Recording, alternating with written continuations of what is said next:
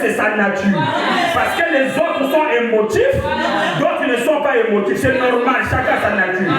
Mais si on appelle le pasteur Safou, tu es faux frère. Tu es faux, tu n'es pas vrai. En fait, tu veux prouver aux hommes que le pasteur qui est venu prêcher là dépasse mon pasteur. Est-ce que tu connais sa vie? Est-ce que tu as déjà vécu avec lui? Est-ce que vous avez déjà eu une communion téléphonique avec lui? Un pasteur peut être envoûté des démons de l'adultère. Mais quand il monte ici, un frère peut nous communiquer l'onction et qu'il prêche avec onction. Une soeur peut nous communiquer, pas dire que c'est son onction, mais c'est le besoin qui est dans une fille de Dieu et dans un fils de Dieu. Comme Dieu a vu la profondeur, le Saint-Esprit parle. Retourne-moi la main. Alléluia. Et les églises sont devenues pleines des esprits comme ça. Et ici, je vais casser ça. Dieu est dans ton frère. Dieu est dans ta soeur. Si tu ne peux pas voir Dieu dans ta soeur, tu es faux. Dieu est dans ton bien-aimé. Parce que Dieu est dans son peuple. Vraiment me dit, dans la voiture, Christ est identifié dans toutes les générations. Tu vois même le nom? Il dit, vous ne pouvez pas attendre un évangéliste venu dans votre ville. Après, vous allez fabriquer les émotions. Mais pendant me dit, c'est faux. Dieu est dans votre pasteur. Ce qui compte, c'est votre attitude. L'atmosphère que vous créez pour vous approcher du Dieu.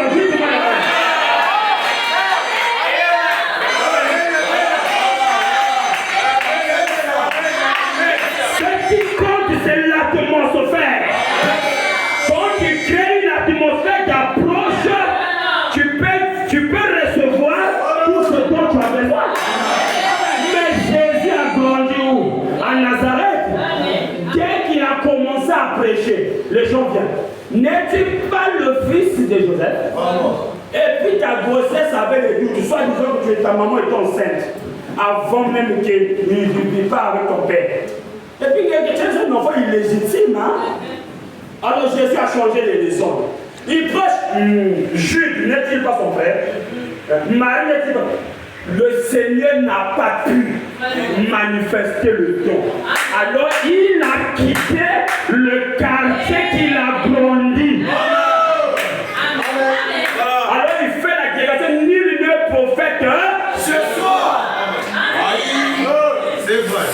Parce que le don a été étouffé. Le frère Branham me dit, il n'y a pas eu un endroit où j'ai du mal à faire descendre l'Esprit de Dieu qu'ici à Jeffersonville. J'étais parti en Afrique du Sud, je n'ai pas parlé beaucoup. L'Esprit de Dieu est descendu déjà. Donne-moi un amen. 30 000 personnes ont donné la vie à Jésus. Je vais à Jeffersonville, je dois prendre du temps. L'incrédulité. Mais l'incrédulité verra toujours. Toujours d'un gros plan sans pourtant aller dans les détails de la vision. Vous aimez la parole? Vous aimez la parole? Acclame le Seigneur Jésus.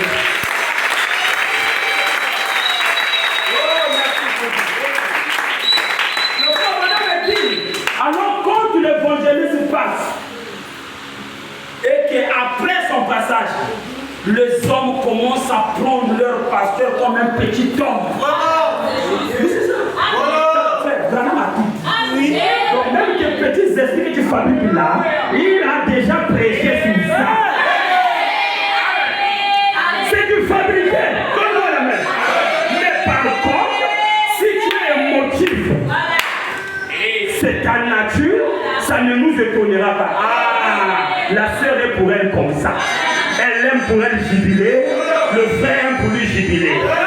Mais si tu n'es pas comme ça, et tu veux fabriquer ça parce que tu as vu, parce que ça fout, tu n'auras rien le jour-là. Alors, je vais te dire ça, tu n'auras rien.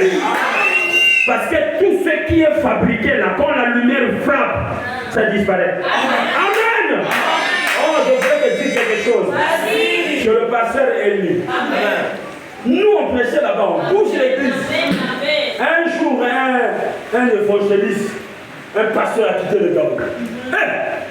Frère, il nous a donné 2 témoignages. L'église a bougé. Dernière minute, il fait une démonstration. Frère, l'église, depuis que le pasteur a pris l'église, n'a jamais tombé comme ça. Jamais. Les femmes tombent ici, les hommes tombent ici. Mais un feu. Amen. Mais surveille les gens qui ont tombé. Voilà. Surveille les gens qui ont tombé. Si leur vie ne change pas, c'était du faux. La preuve, je le connaissais une nièce parmi les gens qui ont tombé. Elle faisait la vie de blanc. Bon, non, c'est ma fille, puisque c'est l'enfant à mon grand frère. Mon grand frère était même ici le dimanche passé. C'est sa fille.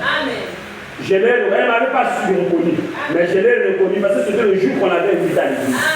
Elle est tombée là, on n'arrivait pas à la lumière ici. Et on soulève ici, on n'arrivait pas. À tel point que le pasteur, j'ai senti que le pasteur était comme dépassé, il était même énervé. Parce qu'on veut calmer quelqu'un, il n'a pas d'arrêter. On l'a soulevé quand il déposé dans le bureau. Donnez vos vies à Jésus. Ils ont donné la vie à Jésus. Donc il faut revenir pour le baptême. Amen. Elle n'était plus revenue pour le baptême. Pose-toi la question. Bon, qu'est-ce qui la faisait tomber là? Si ce n'était pas Jésus, alors c'était quoi? Parce que comme c'est Jésus, dans la Bible, on voyait des résultats. Pourquoi aujourd'hui il n'y a pas de mêmes résultats? C'est que des effets sont différents. Dans la Bible, c'était réellement Jésus. C'est-à-dire que le Saint-Esprit touchait réellement. Et là, je vais te déranger. Mais aujourd'hui, plus l'humain qui touche, moins le Saint-Esprit touche. Vous avez été là? Oui. Descends. Tu veux sur le bouton. J'ai la dose. Amen.